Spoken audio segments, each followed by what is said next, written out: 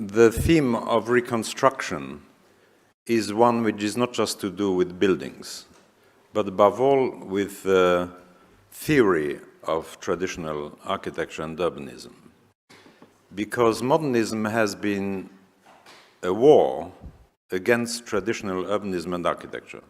A declaration of war which was expressed theoretically in the Charter of Athens for deconstructing urbanism and the Charter of Venice for destroying reconstruction and restoration of historic buildings.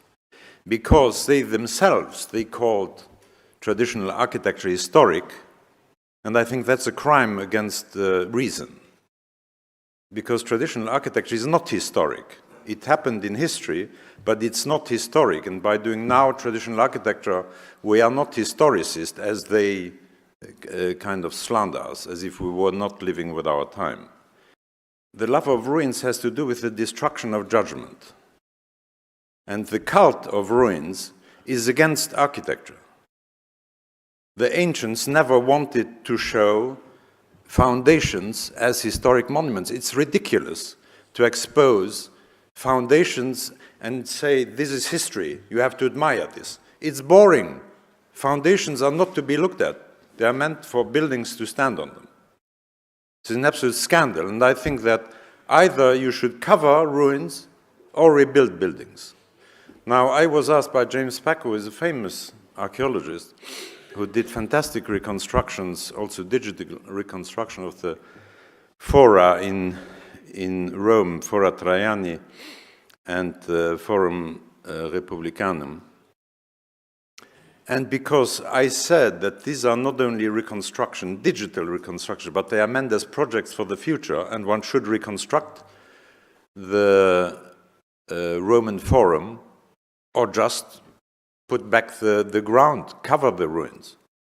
And because of that, my introduction was never published, because Cambridge University Press refused, the board refused to publish this. But if we do not reconstruct and restore and radically reform so-called historic buildings, they wouldn't be there. They would just disappear tomorrow. And all buildings which we see which are of any import are permanently restored and reconstructed, as we are actually ourselves. All our material which makes up our body every 6 months changes radically. So there's a project of permanent reconstruction, restoration, renovation, and of course aging. This building, which is the shrine of the imperial cult in Japan, in Ise, that shrine is rebuilt every 20 years, now for over 1,000 years, which means that it's always, when you see it, it's an over 1,000-year-old building, but it's always young, fresh wood like a baby. But it is alive. It's an incredible lesson in permanence, that there is no permanence on this planet other than permanent restoration and reconstruction, according to a plan. The originality of this building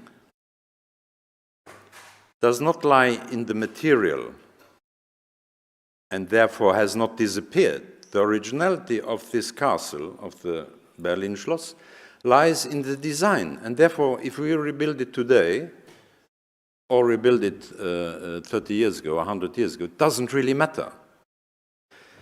If restoration and reconstruction in art would be done according to the same spirit, you know, if you restore the Gozzolis in San Gimignano, it would turn out to be like this, you know.